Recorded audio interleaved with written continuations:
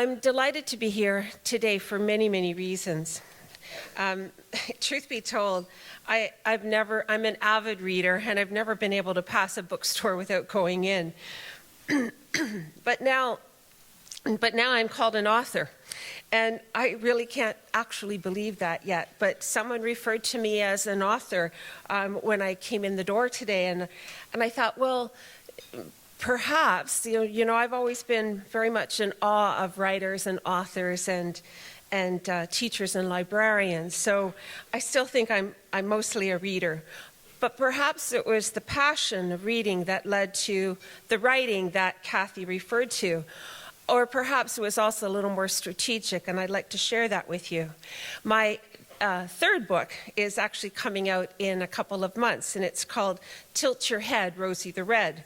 And it will be released around International Women's Day in April. The name of the main character is actually based on my nickname that my older brother gave me when I was about 6 or 7.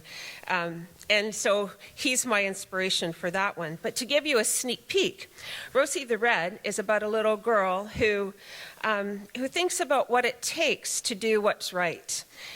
It's not just about being a feisty or a spunky girl, as they're often portrayed in children's literature.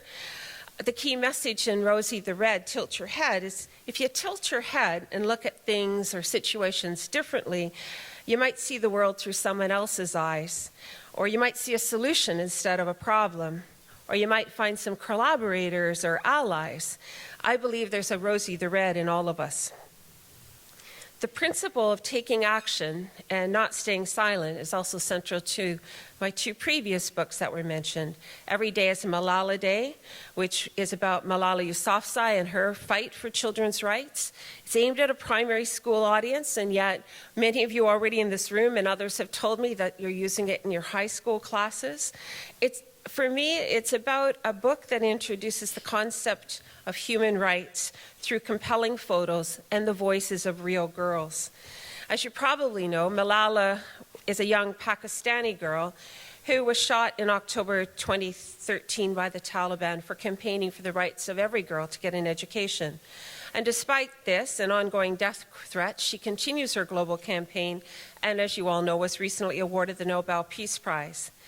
I thought that through sharing the journey of this very ordinary and extraordinary young girl, it would provide an opportunity for those of us who accompany young readers into a world of gender equality, into an introduction to the right of every child to an education, and to the importance of taking a stand against violence and inequity wherever we see it.